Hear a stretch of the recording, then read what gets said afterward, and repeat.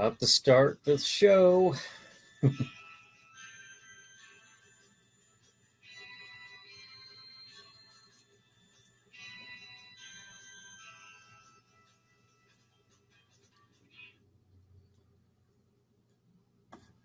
That was the theme music for Chiller Night Theater that hopefully you'll be listening to tonight at 9 p.m. on Stream TV.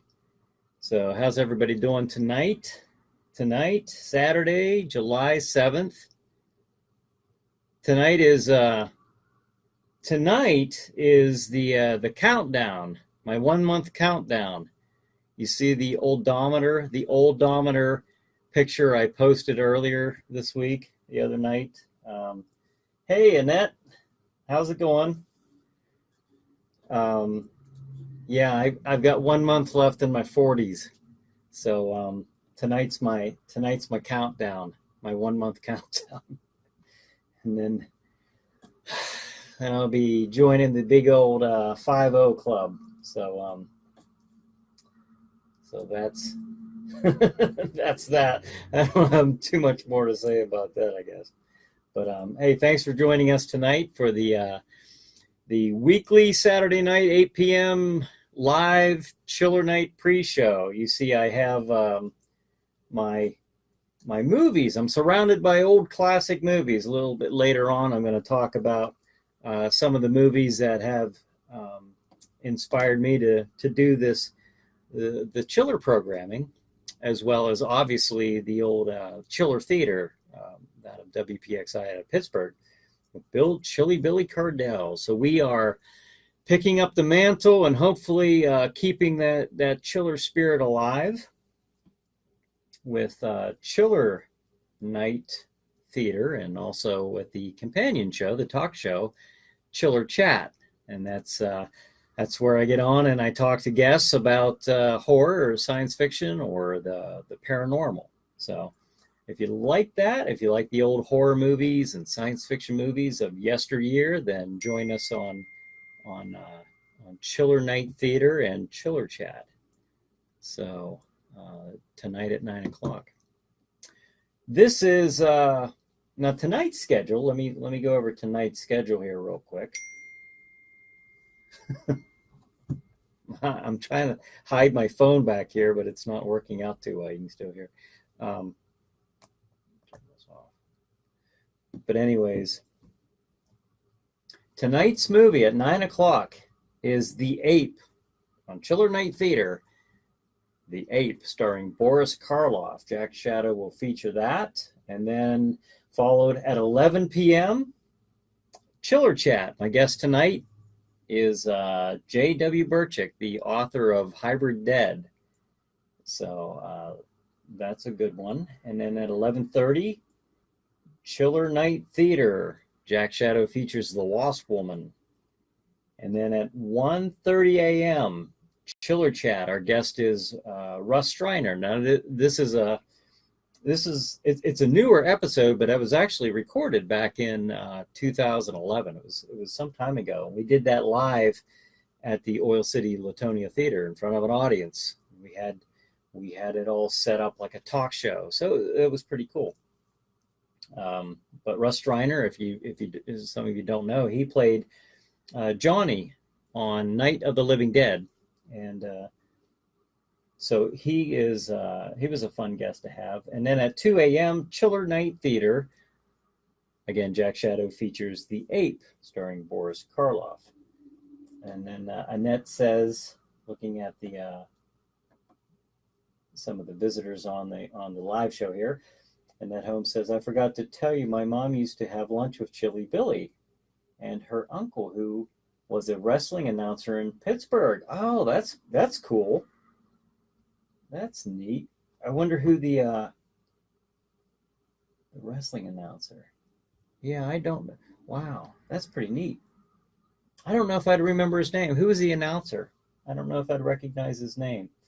I vaguely remember the studio wrestling where Bill Cardell was the announcer, the voice of wrestling. He and I talked about that when I when I was with him, and we touch a little bit about the studio wrestling days back in the days of Bruno Sammartino and Killer Kowalski and Ken Patera and all the Harley Race. So it's the Chiller Night pre-show starring Bryan Hogue, and here's your host, Bryan Hogue. That's from Brad Beckwith. Brad's he actually got directed to the Chiller Night programming through Dark Horse Championship Wrestling. He was a fan of my wrestling organization called Dark Horse Championship Wrestling, DCU or DCW, and so I said, hey, I'm not doing the wrestling shows anymore right now, anyways. So because I'm pretty busy with the Chiller Night programming, but here's a link to see what I'm doing now. And he's done that, and he's been a fan. He's the one who actually coined the title for this presentation, the Chiller Night pre-show. So Annette says, I forgot, but he was well known. I will ask her again. I was so shocked she told me that. That's pretty neat, Annette. And I think that you, if I remember right, I think that you said that you're from Pittsburgh and you used to watch Chiller Theater back in the day. So that's pretty cool. Bill Cardell was a really nice guy. I got to know him about the last 2 years, or at least the last year and a half before he passed away. And I got to talk to him quite a bit about what I was doing with the Chiller Night show, and I got to have him on the show, and that was really nice. He said that I talked to him about the title change to Chiller Night Theater, and yes, I am. We did watch. Okay. Yeah, we used to watch that every Saturday night, and it was a big deal to me, obviously, when I got into my adulthood, and I started thinking about having a show of my own. I didn't start out being the host of it. In my head, I had it pictured it was going to go another way. It ended up, when the idea was first pitched to the local TV station at the time, who had it at the time, they asked if June, she's saying hi to Brad, Christopher Fry, my first horror film was on Chilly Billy's Chiller Theater. House of Wax. I later met Vincent Price at the college in Meadville. Oh, that's neat. Christopher Fry wrote that. Wow, you got to meet Vincent Price. That's pretty cool. Bill Cardell, when he and I used to talk, he used to tell me about all the famous people that he got to meet over the years. And one was, that just reminded me, Christopher, one was Vincent Price. And he said he was a very nice guy. And so it was kind of neat listening to his stories of the people that he met. And, that was actually going to be a segment on Chiller Night Theater, a regular weekly segment, at least for a run of 10 episodes. We were going to have Bill Cardell have his own segment on Chiller Night Theater. And he passed away before we actually got to do that. 6 days prior to going to tape these episodes with him, he had to cancel out because of some health concerns, which 6 weeks later he had passed away. So, but what those segments were going to be is he was going to talk about, time at Chiller Theater and some of the people that he's met over the years. And so it's a shame that he couldn't join us in these, the current episodes, but I got to have him on one show, and I feel really lucky that, that I got to at least have him on one show, my debut show, where I switched the name from Sleepy Hollow Theater and then made the show what it is now, Chiller Night Theater. So that's neat. That's pretty cool information. That's neat that you got to meet Vincent Price. And again, I just read the schedule for tonight. So, but some of the movies that over the years have kind of inspired me for doing what I do here is, of course, Universal's movies. I know that the lighting, I have this very bright studio lighting here shining at me so that I can show up adequately enough on the camera here. But I have, The Mummy, The Bride of Frankenstein, Werewolf of London.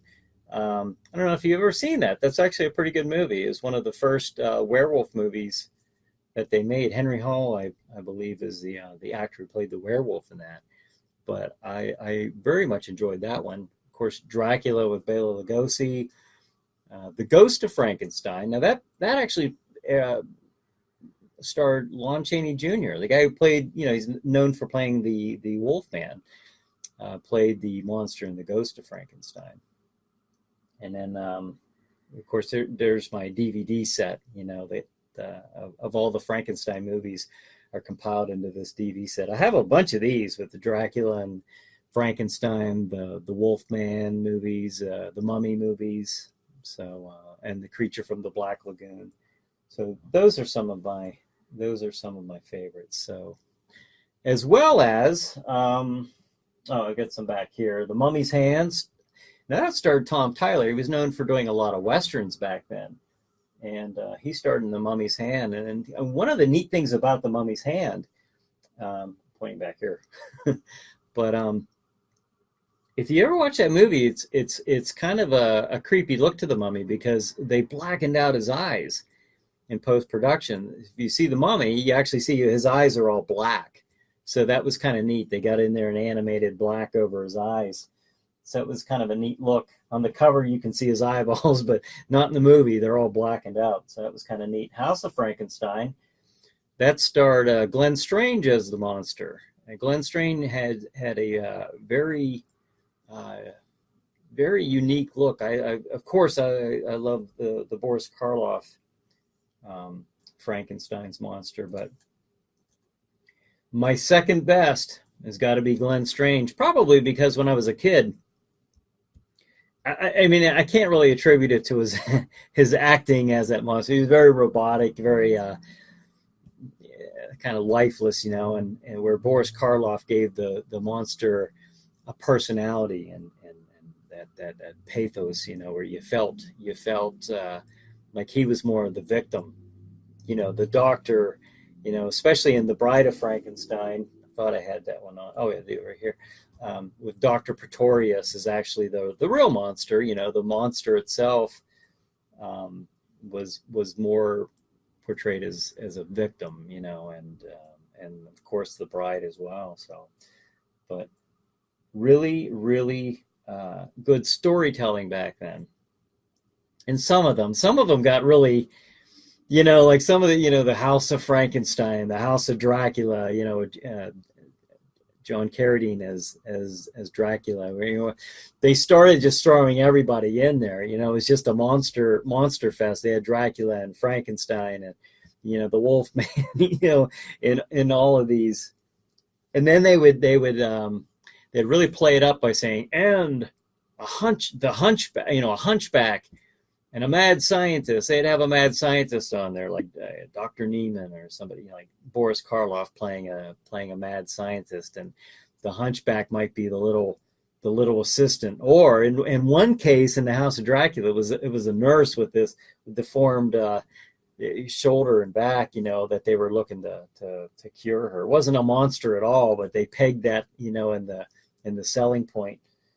So, at one point they were doing everything they could just to get people to, because back then, on the tail end of Universal's, the Universal monster era, the audience was really not as enthused and impressed with the monster genre, as things were moving more toward the wonders and fascination of science fiction, the atomic bomb and everything was atom this and atom that, and then you had the appeal of Godzilla, and just everything was going toward the atom age, in science fiction, UFOs.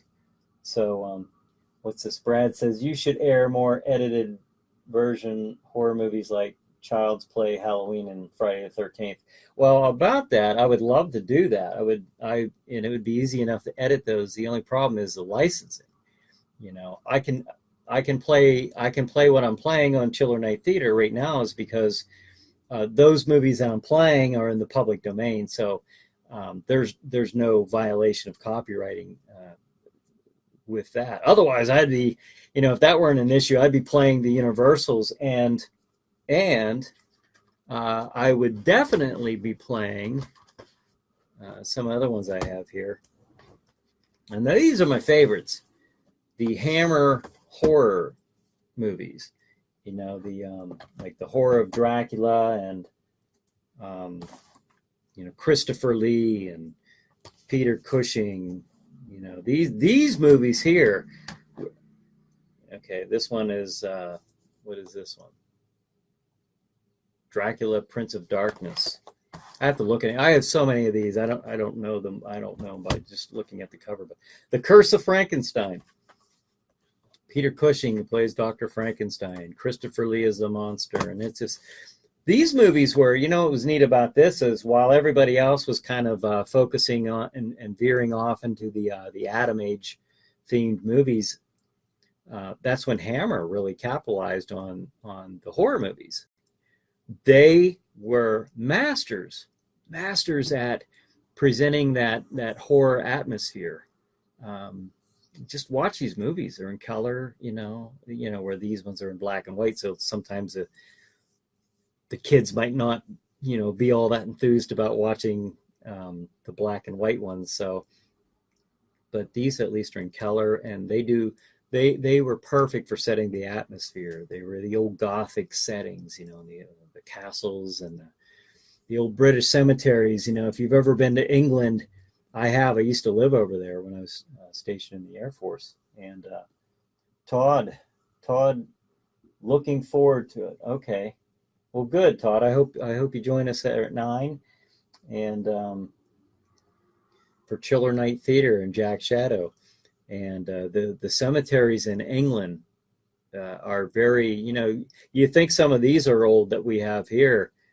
Go to Britain and look at some of these really old and decrepit cemeteries, and just the castles and the old cemeteries and the old rickety trees, and they always had the fog rolling across the the old castle or the cemetery, or the tomb past the tombstones, the full moon. It was just, everything was so perfect, with how they set the atmosphere, and the music, the old soundtracks. I just like James Bernard on the Horror of Dracula. That was such a great. They were great. They were masters at setting the atmosphere. James Bernard setting that theme of Dracula. You could look at you could look at a loaf of bread or a pickle jar and listen to that music, and you're sitting there thinking, "Oh, this is scary." The music in and of itself was enough to set the atmosphere, but let alone the visuals, and then of course the acting. Perfect acting with Christopher Lee and Peter Cushing and Oliver Reed in one of my favorite movies of all. It was a Hammer horror movie, The Curse of the Werewolf. So those movies had a lot of influence on me. And like I said, when everyone else was kind of veering off toward the Atom Age and science fiction and UFOs and the aliens and stuff, there was Hammer putting out really, really good horror movies. So Brad says, so it would have to be all public domain. Yes, at this time, that's my arrangement with. That's how I can do this, was with public domain movies. So don't get me wrong, some of the horror movies on public domain are pretty good. Yeah, well, Brad, I agree with that. I know that some of them that I pick are a little more on, some of them are a little bit more on the lighter side, with like Plan 9 from Outer Space, or Plan 9 from Outer Space here, an Ed Wood movie. some of the or Ega the caveman. I've mentioned Ega all the time because those are just fun. They're just fun. They're just fun to watch on a Saturday night. So, another, the old King Kong movies. The original 1933 of King Kong, that was a big deal in my childhood, watching King Kong. That was like the Star Wars of the early 30s, and actually so was Frankenstein and Dracula at the time in the early 30s. These were all great movies, but War of the Worlds, the original War of the Worlds, King Kong versus Godzilla. I remember watching that on Chiller Theater. And I understand they're doing a remake of this, Godzilla versus Kong, I think is the title, or maybe it's the working title for it. I'm not sure. So that'll be interesting to see. But I remember all this stuff. Some of my influences too are Tales from the Crypt. Now, I didn't watch the series back when the series was on, because I didn't have HBO back then when this was on. But my experience with Tales from the Crypt from when I was a kid was actually with the comics, the old EC comics that they did back in like the 50s. So I remember, picking those up at garage sales and stuff like that. And I used to read those. So, and then I remember this one as a kid, Salem's Lot. This was a great movie for me as a kid. I remember watching it. It scared me to death. Then you watch it now, you watch it years later. I can't say that one. I don't know. It depends what your taste in movies is. But I'm glad I got to appreciate that as a kid. What's this one? The Giant Gila Monster. That's actually one I will be featuring on Chiller Night Theater. I have. I will be doing that a little bit later. But Nosferatu, the old VHS, remember those? But I have a bunch of these silent movies, the old silents. Maybe I'll do a special. I don't know if that would quite go over too well at the 9 p.m. feature movie of the night. Maybe so. I don't know. Give me your feedback. I'd actually love playing these old silent ones, but I don't think it's for everybody. I don't think that would go over as the feature, the 9 o'clock Saturday night movie. But maybe I could make some specials, that might play a little later on in the evening, or who knows? Maybe it'll be a special night for those. Christopher Fry, Phantom of the Opera with the Rick Wakeman soundtrack is amazing. Not sure if that is PD. Are you talking about the silent movie, Chris? If you're talking about the silent version, yeah, it actually is public domain. So, and again, Nosferatu, Phantom of the Opera, Metropolis, those movies there are, even Dr. Jekyll and Mr. Hyde, the old silent movies, those are public domain. Like I said, I'd have to get a feel of, I would love to watch them. I have watched it. I love these things, but I'd have to get a feel of if that would be something worth my while. If you'd like to see Jack Shadow host those movies, I'd be happy to do them. But if it's only for a handful of people, then I don't know. We'll have to see, because there's so much more I could be doing with the other movies. But I love the idea. Okay, Christopher Fry answers yes. He's talking about the old silent. Would love to see, and that says would love to see that one. It's a classic. The Phantom of the Opera, is that what you mean, Annette? I'm sorry, I read that out of order when I was. Christopher Fry writes 80s rare version. Oh, with the new music and introduced by Christopher Lee. Oh, that would be neat to see. I don't have that version. That would be really neat to see.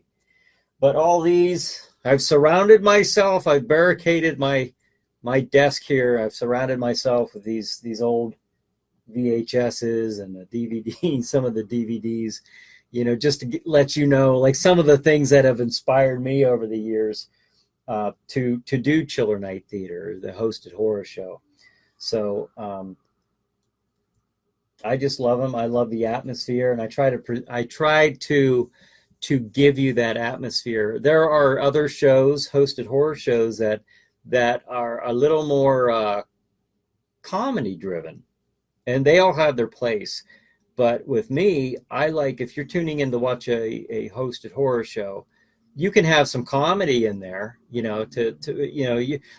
the idea for me at least is to watch this as a family, with the family. That's why if there's anything in there, like, I will edit those so that the family can sit and watch it together.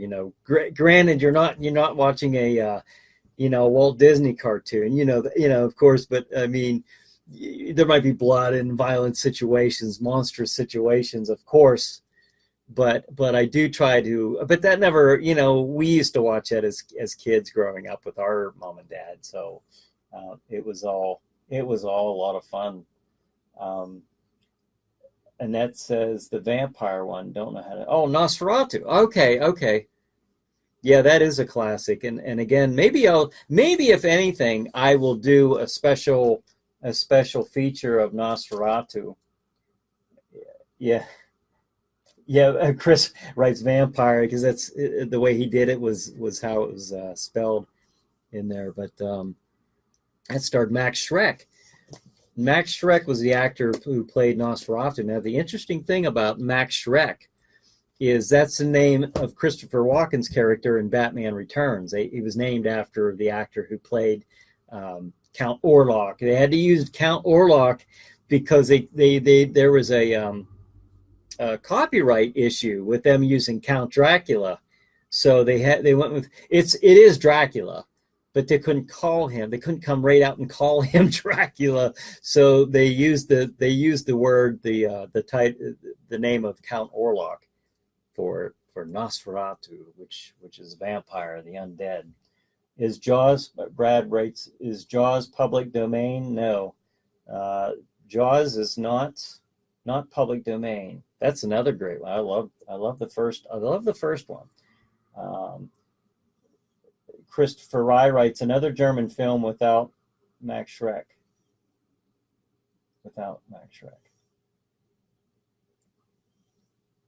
I'm not sure what you're referring to.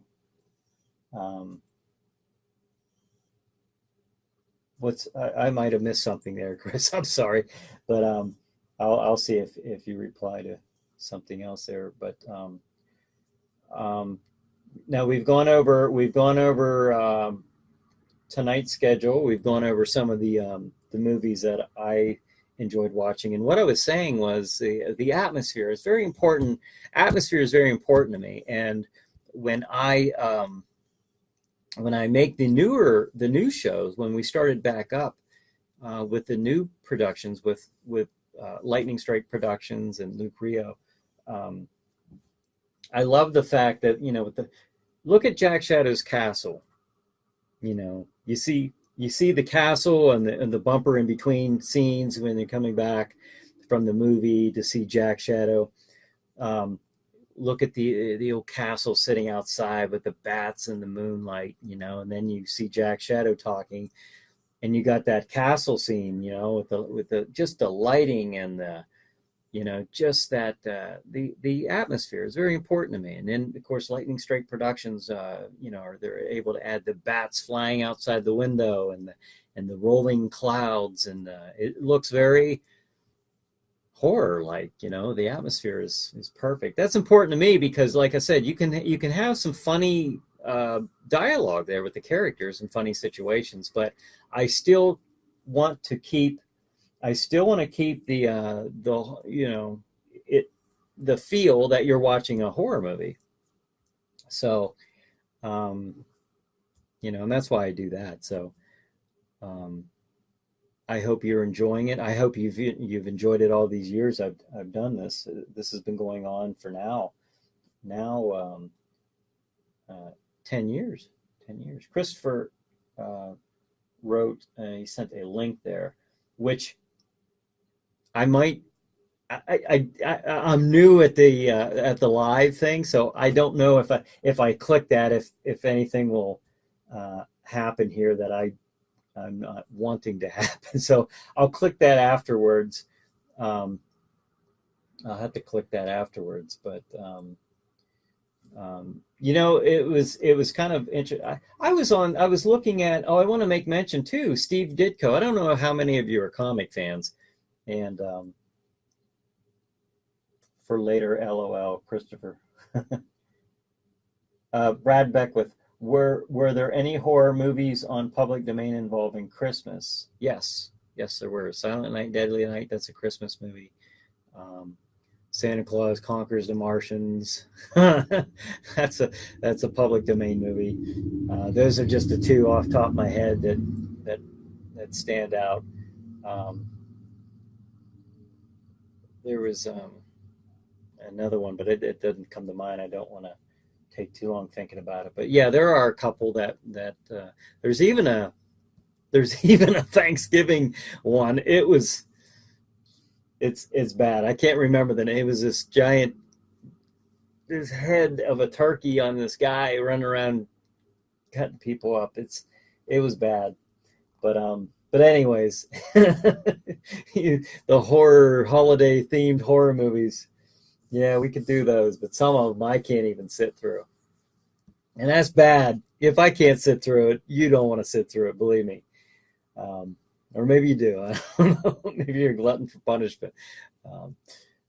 But anyways, I was going to mention comic books. Steve Ditko, the artist, he used to work for Marvel Comics back in the day. I'm sure he's worked for other companies, but most notably for Marvel Comics. He and Stan Lee are famous with coming up with like Spider-Man and some of the old. I remember his artwork in the original Spider-Man comics and Doctor Strange and stuff like that. But he was very influential in comic books. So Steve Ditko passed away at the old age of 90. So good for him. He lived a good full life.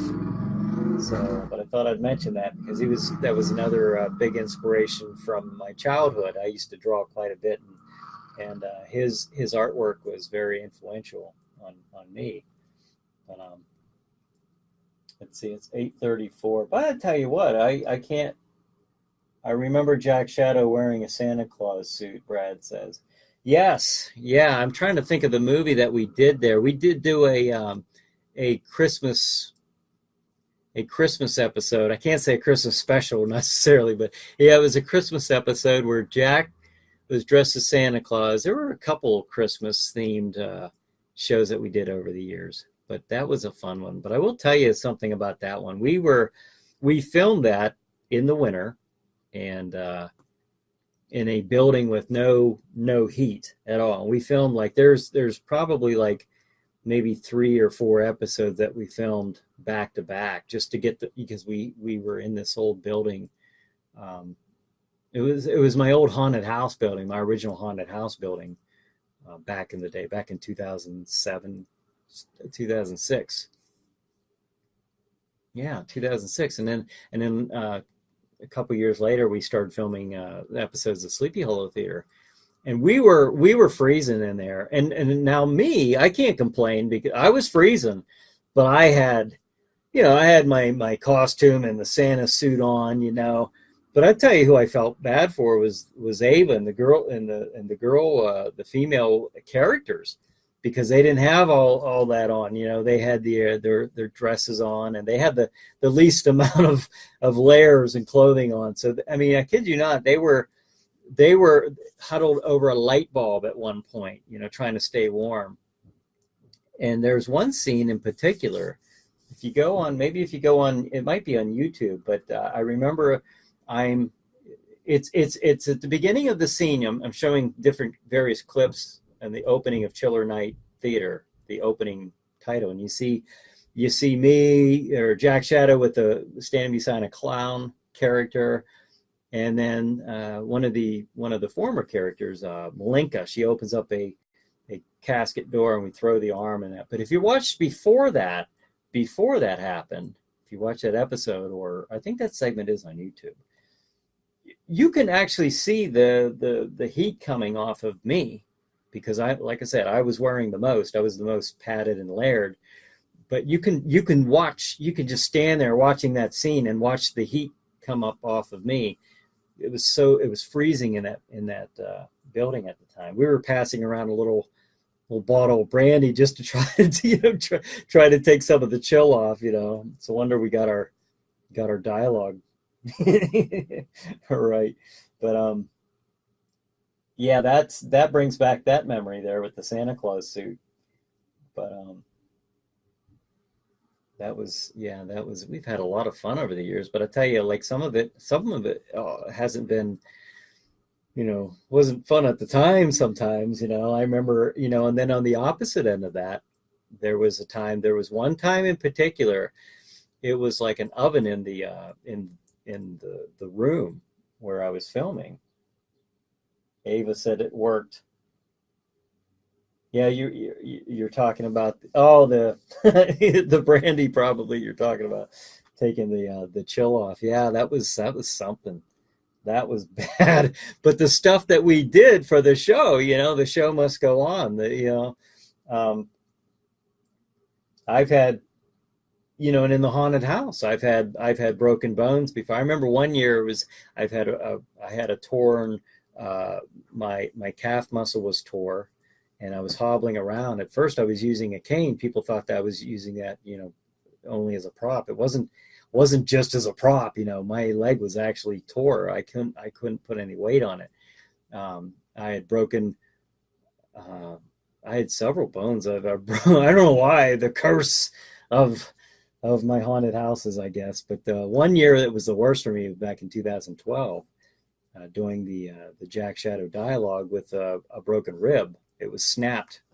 It was really snapped. So, but I was doing the dialogue, and then after the groups would leave, I'd have to just, I'd be in a lot of pain. I'd actually have to lay down on the floor and just try to get to where, try to collect myself and then get back up into my chair, before the next group came on. So it was, the stuff you do. My cat's in here. That's why I'm watching. Make sure he doesn't knock anything over. I thought he was sleeping, but he wakes up and all right. You behave. Okay. Well, anyways, if you see anything knocked over, it's not a ghost.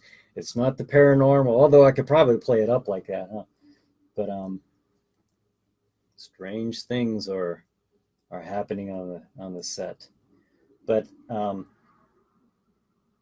another thing is, we talked about my movies here, and I mentioned Steve Ditko. And then, one of the things I saw, I kind of wanted to do this, is kind of go down this. I looked at this horror site called horrornews.net, and it says 10 horror movies more funny than scary. And I'll read these off here. The first one, Dr. Rage.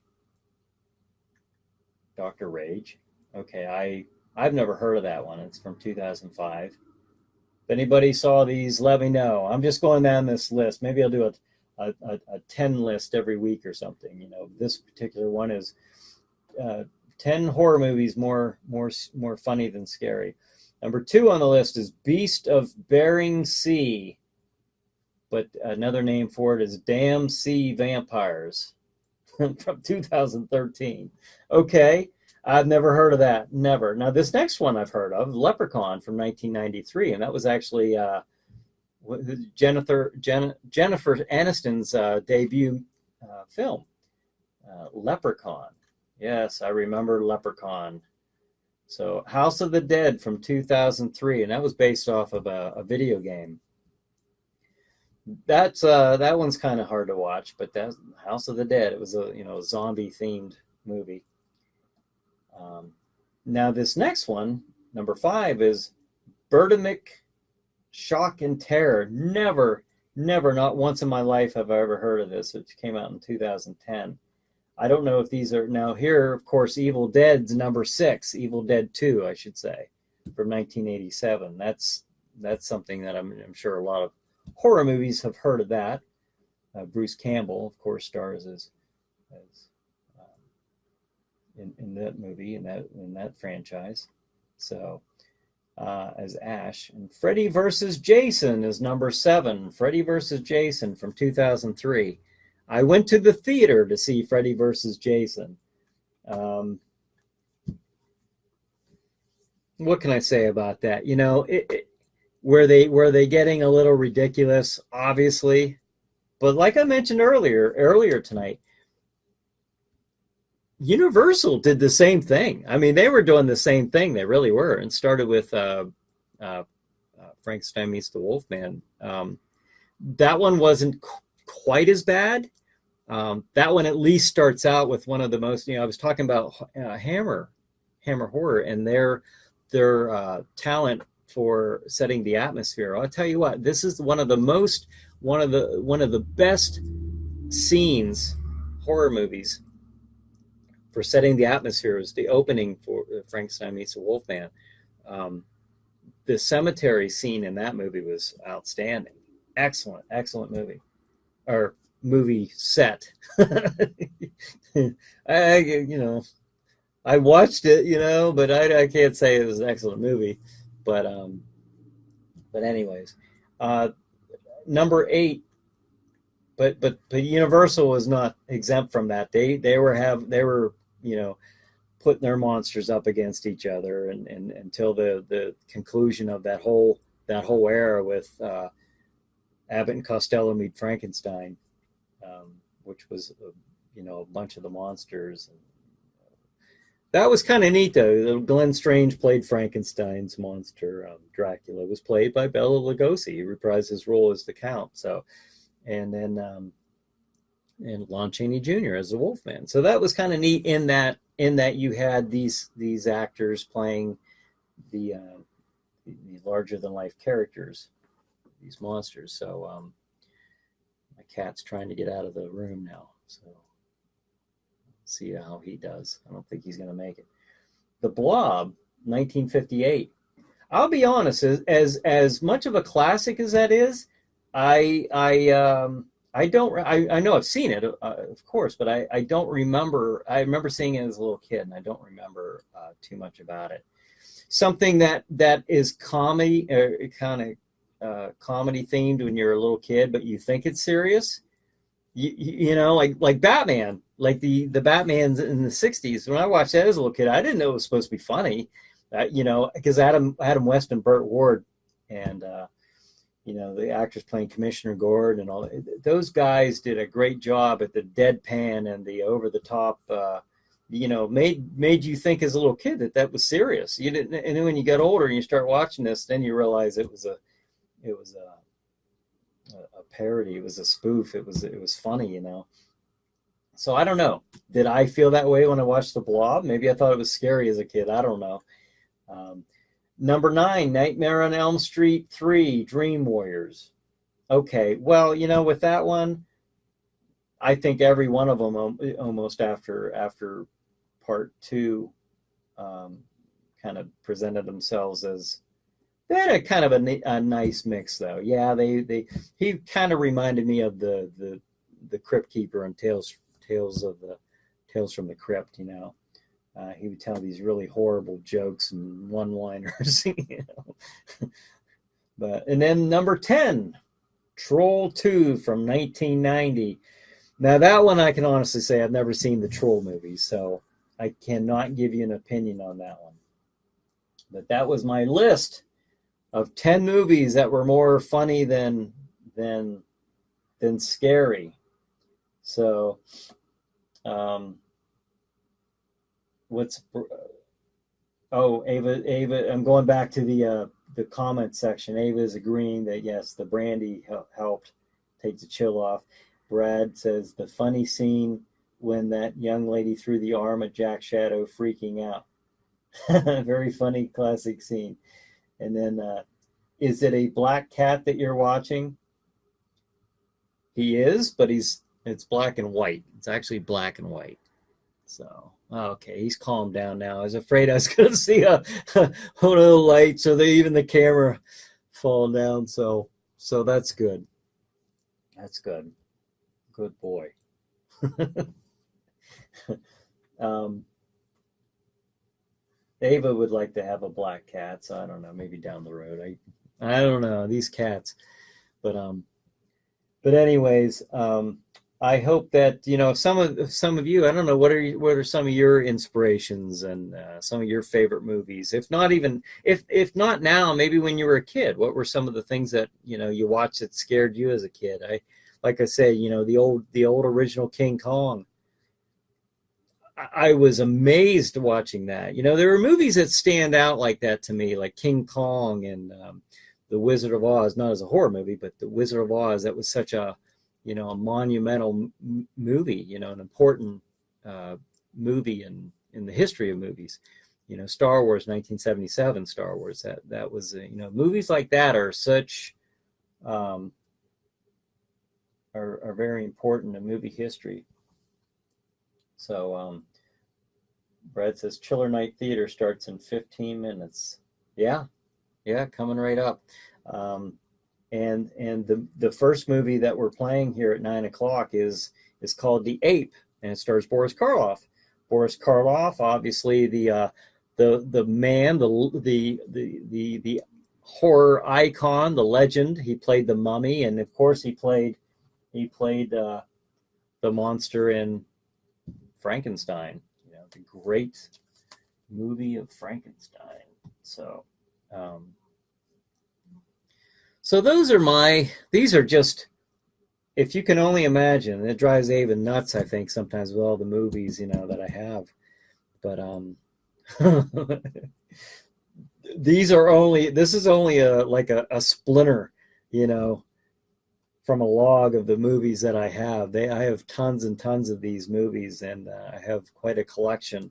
As you can only imagine, with horror movies seem to be something I have a great interest in. Horror and science fiction, something like War of the Worlds and The Day the Earth Stood Still, and some of those great science fiction movies of yesteryear. And speaking of science fiction movies, I do a lot of, if you watch my vodcasts, it's me sitting here kind of giving my opinions or observations of the week. I sometimes talk about the Star Wars movies, with the Last Jedi mostly, I'm talking about that. But here's something in more of a positive light. I'm on, where am I? GeekTyrant.com. They're talking about Lucasfilm's Boba Fett movie may be influenced by the Last One Standing Star Wars novel. Now, I've not read that novel. I don't know what that novel's about. They give a little synopsis about it, but the guy directing this movie, James Mangold, he directed the movie Logan about Wolverine. It's kind of an old man Logan. And it looks like this one, I guess the story synopsis is that this is like an older man Boba Fett. So it takes place after his injuries with the falling into the Sarlacc pit, and when he him getting out of that, I guess he's kind of succumbing to some of the injuries as a result of that. So and then he goes on a mission or adventure or something like that. So I don't know if they'll go that way. Who knows? I just saw the article. I thought it was kind of neat, and I thought that I would just point that out. I wouldn't mind seeing that. It was a good book. Oh, Daniel read that. Okay, Daniel Doing. It was a good book. Well, if you like the book, there's talk, at least in this article, it mentioned that they might go that route with the Boba Fett movie coming out. So we'll see. But I hope everyone enjoyed the pre-show tonight. These are a lot of fun for me, and they're a way for me to kind of remind you that this movie, the Chiller programming is coming up at 9 p.m. Now hear me out here. 9 p.m. until 3:30, 3:45. That's a nice bracket of television. if you like the old monster movies, the old science fiction movies of yesteryear, if you enjoy, and we throw in a talk show in between those, a 30-minute talk show where we're talking about anything horror or science fiction or paranormal related. That's called Chiller Chat. So I host that, and I hope that you like it as well. And if you've never seen it, tune into that. Daniel Doing, he deals a lot with the fact that he's a clone. Oh, with Boba Fett. Okay, and the effects of being an old clone. That would be kind of neat. I wouldn't mind reading that at some point, or maybe I'll see the movie if we get over this whole Rian Johnson and Kathleen Kennedy fiasco with the Star Wars. I won't go off on that here because a lot of you have no idea what I'm probably even talking about unless you've seen my podcast. I won't do that here. That's not what the pre-show is about. But the other's just Bryan Hogue's opinion and observation. The pre-show is more, I'm staying in line with the Chiller Night Theater and Chiller Chat, horror and all that stuff. So, but anyways, a nice bracket of television. If you like those things, horror, science fiction movies of yesteryear, then monster movies Saturday night. I tell you what, Stream TV is the place to be. That's the place to watch it all. Start at 9 p.m. with Chiller Night Theater, 11 o'clock with Chiller Chat, 11:30 of Chiller Night Theater. I think it's 1:30 then if I have to look at the schedule again. But it's back-to-back Chiller. Well, there are some breaks in between because 11:30 Chiller Night Theater, and then 1:30 Chiller Chat, and then 2 a.m. we top off the evening at 2 a.m. with Chiller Night Theater, another episode of Chiller Night Theater. So how do you get Stream TV? How do you get access to Stream TV? Well, if you live in Oil City, that's your local access TV channel. Stream TV is the local access TV channel. But it's so much more than that. It's actually an expansion from just a local television channel because you can watch it online, stream. That's Stream TV, stream television. You can watch it online, or the way I watch it is you can go to the website. I've placed a link. If you look at the description, my comment up above, I actually put www.streammedia.tv in here. You just click on that. It takes you can do it in a minute. Click on that, scroll down the right side of your screen, and until you see the Roku, that box with the Roku on it. Click and connect to Roku if you have a Roku TV, or if you have a Roku device. I think you can pick them up for $20, maybe $30 at the most.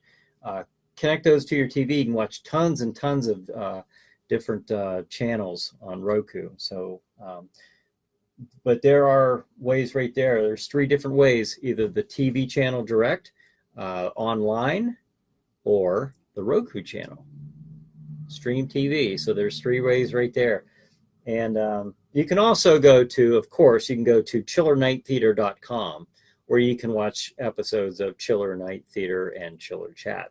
So, any comments, questions, or concerns? I'll take last comments, questions, or concerns right now, and then Daniel is who the one commenting on here is actually, if you've watched last week, he was on Chiller Chat, the creator and writer for the Fringe Knight comic book. So. And the effects being an old clone. Star Wars was Star Wars Gate. Yeah, that's what it is. That's what it is. All right. But hey, folks, thank you for joining us. There's 5 minutes to go. So hey, I'm going to finish up. I'm going to let you get your pizza and popcorn and snacks ready and get that blanket, because Jack Shadow says in a lot of his intros, pull that blanket up around you tight. And I don't think he's kidding. I think he wants you to, you're probably scared and you just want to, subvert those chills with Chiller Night Theater. So go get your snacks, go get your safety blanket if you have to. I won't tell anybody. I won't share that with a soul. That's up to you. How you watch Chiller Night Theater is your business. So, But thanks for joining me at 8 p.m. every Saturday night. For the most part, I try to do this every Saturday night. I do this to let you know that at 9 p.m. on Stream TV, say it with me, Stream TV, Chiller Night Theater and Chiller Chat all night long. So thanks for joining me, folks. I hope to see you again next week, and have a good night. Have a good chiller night. See you later.